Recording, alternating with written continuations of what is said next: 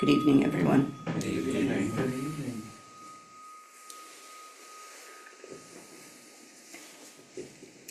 Well, there's been a very somber mood among many people today.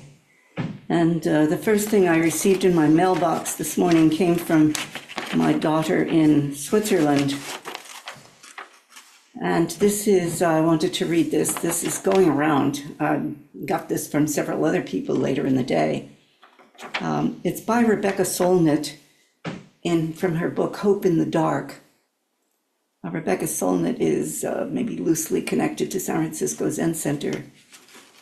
She also is an independent writer, and she also writes for Harper's Magazine. This excerpt says, "They want you to feel powerless and to surrender and to let them trample everything, and you are not going to let them. You are not giving up, and neither am I. The fact that we cannot save everything does not mean we cannot save anything, and everything we can save is worth saving. You may need to grieve or scream or take time off, but you have a role no matter what, and right now good friends and good principles are worth gathering in. Remember what you love. Remember what loves you. Remember in this tide of hate what love is. You can be heartbroken or furious or both at once. You can scream in your car or on a cliff, and you can also get up tomorrow and water the flower pots and call someone who's upset and check your equipment for going forward onward. A lot of us are going to come under direct attack, and a lot of us are going to resist by building solidarity and sanctuary. Gather up your resources, the metaphysical ones that are heart and soul and care, as well as the practical ones. People kept the faith in the dictatorships of South America in the 1970s and 1980s. In the East Bloc countries and the USSR, women are protesting right now in Iran, and people there are writing poetry. There is no alternative to persevering, and that does not require you to feel good. You can keep walking together, it's sunny or raining. Take care of yourself, and remember that taking care of something else is an important part of taking care of yourself, because you are interwoven with the 10 trillion things in this single garment of destiny that has been stained and torn, but is still being woven and mended and washed." Rebecca Solnit.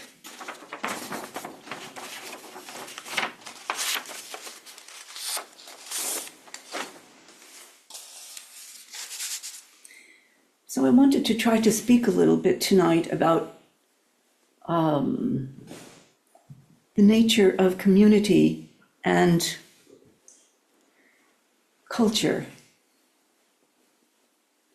I feel it is a bit of a way to be able to hold all of this together, to see where we are, and to look at the structure of the country and the culture of our practice and community, and to not fret so much or be too anxious about the future. When I taught at South Puget Sound Community College, one of the courses I taught was argumentative essay. And in that, we used a textbook called Arguing in Communities. And the point was that if you were going to make change, or you were going to argue for a particular view or voice, you needed to know the community that you were going to argue in.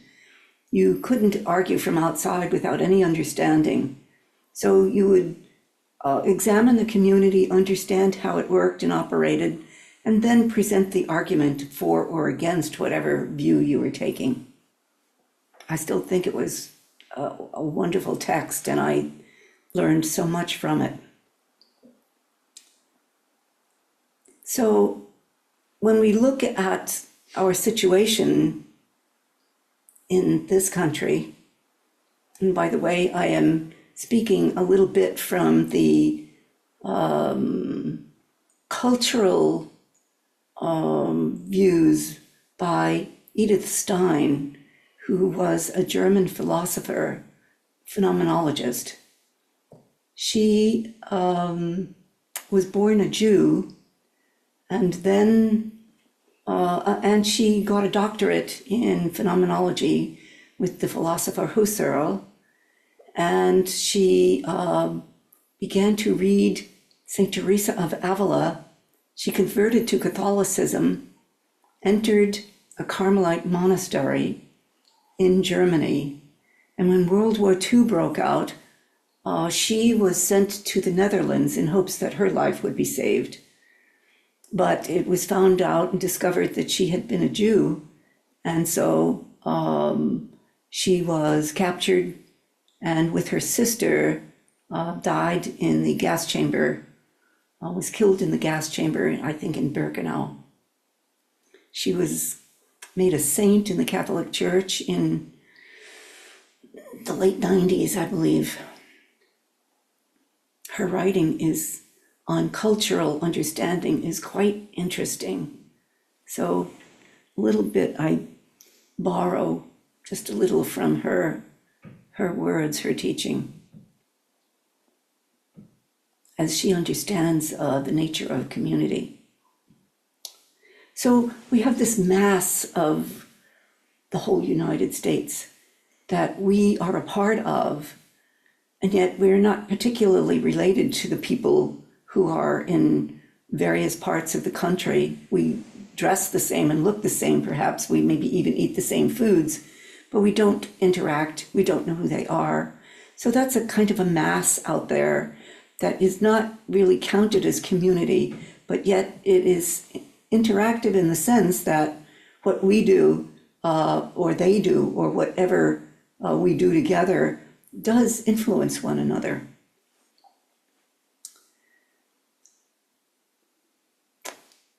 And then we have another group that acts as people who care for the community in a particular way. That is, they provide services to us.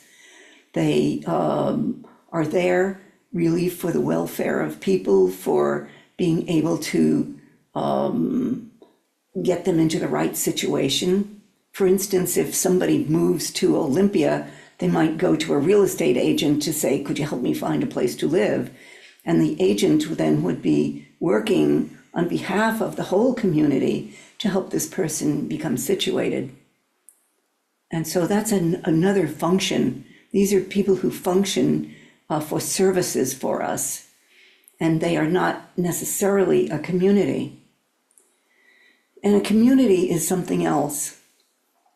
The smallest function of the community is the family. And the family operates on its own without necessarily any input from the sovereign nation, let's say. And it operates within itself and is free to make its own rules within its own organization. And then there are all other subordinate communities within the sovereign nation that we agree may pass laws on our behalf to keep the peace. And the function of politics and the sovereign nation is to allow these subordinate communities, we are one of them, to allow us to create our own values and to live our values within society. It's the function of politics, is to allow people to live in the values of their organization. And we are also a culture. We are also an ethnicity. We might not think of ourselves as being ethnic, but we are. An ethnic group is any group that decides and creates its values from within and then lives them, and also looks toward its origins. We look toward the Buddha and Dogen Zenji as the origin of the values of our community here. And we are free to live them within the sovereign nation. And we agree to live by those laws. But what happens when the erosion of anything happens, we see this tremendous disruption. And the erosion can happen from without or within. For instance, January 6th was both an erosion from without and an erosion from within. The erosion from without was a community of people who held particular values, who decided that they were going to disrupt the peaceful transfer of the government. And it happened from within when the sovereign leader at that time decided that that could happen and should happen. So we had a very, very dangerous time in the erosion of the sovereign nation, which is necessary to hold the communities together. That is, the sovereign nation and the communities agree together that they will function together. If we don't have any communities, we don't have people. We don't have people, and we don't have any need for a sovereign nation.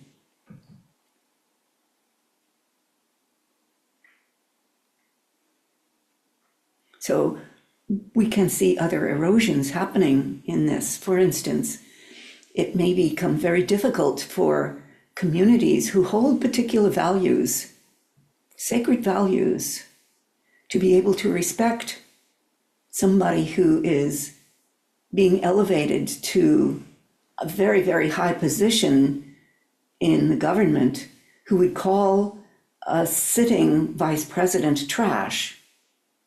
It becomes very difficult for us to respect such a person.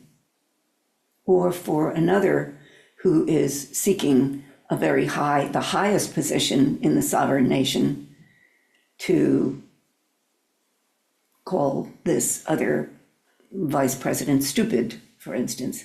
So that loss of respect and that loss of recognition in those people is an erosion of the sovereign itself, the sovereign laws, the sovereign values that we hold in the Constitution, and the respect for positions of leadership.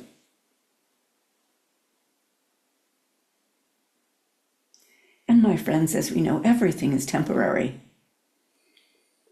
Everything is temporary. Whatever erosions are happening, that sovereign government is eroding itself by right of its actions, because it is eroding from within. Eroding from without would be if our community decided, we are not going to pay any attention to the laws of this government, we exist on our own, and we don't need you anymore. And that would be the erosion of the sovereign government from the outside. Or we might have erosion also from the outside or within our own community. For instance, if the sovereign nation said, oh, we don't like your kind of religion, and you may not exist anymore. That, of course, is erosion from without. Erosion from within can occur when certain members who have agreed values would say, I don't like ceremony anymore. Let's not do ceremony. It's just not something we need, which would be a devaluing of what we have received from our ancestors and from our teachers, which are part of our values. So we are in this dance together of the recognizing of the sovereign nation to oversee the harmony of the entirety of this huge mass, and all of the communities that are within it, who are necessary for all of the nation to function.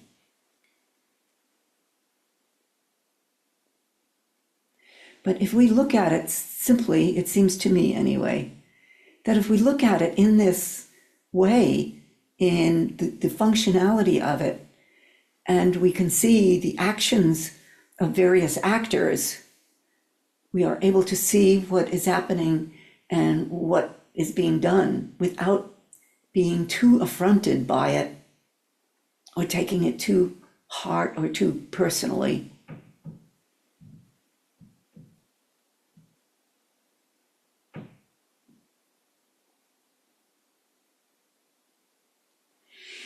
We have that line from, is it Eliot or Yeats? The center cannot hold. Mere anarchy is loosed upon the world. But I want to say that I feel that the center can hold. If we look to our own community right here, we have agreed values. We practice together. We act in the world together, and all of those actions do have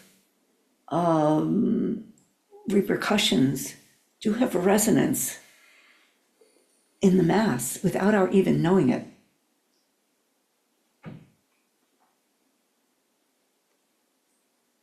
And I think that any resistance that any other political force might have is really quite strong. I cannot explain the choices that were made.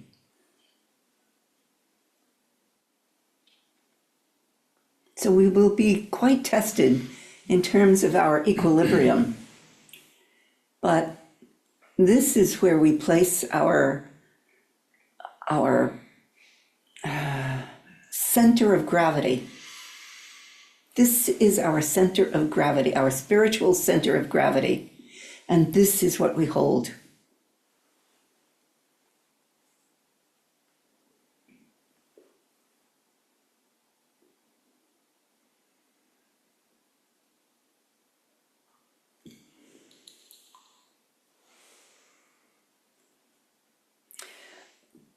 I think it's a kind of karmic comeuppance that we are facing. In 2 years, there will be another election, and we will see how the Senate and the House do on that at that time. It all depends on the erosions that take place, whether we are able to act. But we hold our own sacred space. We could even lose our land and it wouldn't matter. A cultural community is not determined by the land it sits on. It's determined by the hearts and values of those who hold it together. We could see that in Native history, in the Trail of Tears. When natives were thrown off their land and moved, they didn't lose their community. They lost their land. Of course, we can learn so much from the land we are on and be influenced by it and influence it, but it isn't a criteria for the nature of community. I know of one Christian church in Olympia that lost its church. They could no longer afford it nor hold it together. So they meet online, and from the reports of the fellow I know who was a friend who was the pastor, he says they have never been closer. And he feels that the big, large churches that were generated, that, whoa, let's bring in more and more people, he said that's been the wrong way to go, because they were never so close. So I do feel that in the midst of this very difficult political time, small communities will get closer, will come together, and that the strength of the country will be in the communities while we wait for the erosion of the sovereignty will erode. If it is a bad actor, it will erode because the communities will not believe in it.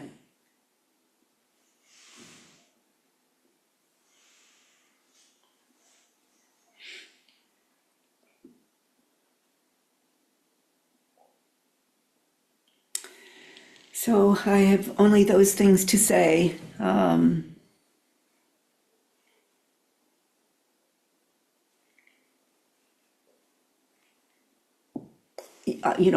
It doesn't matter what your political persuasion is.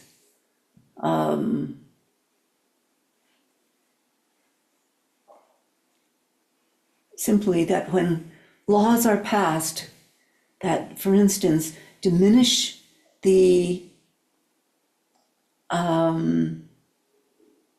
power of the family to determine its own self, that's an erosion of the sovereign.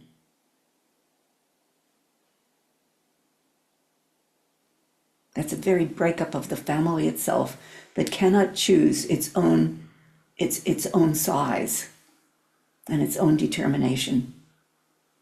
It's an erosion. It's going to fall apart.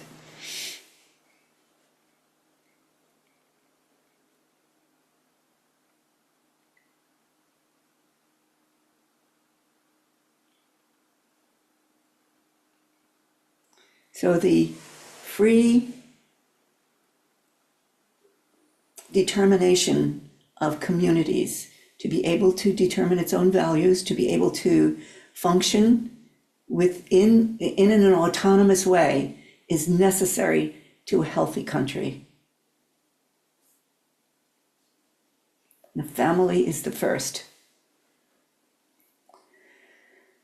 So we have some very difficult times ahead, but I think looking at it from a operational standpoint, to see what it is doing helps.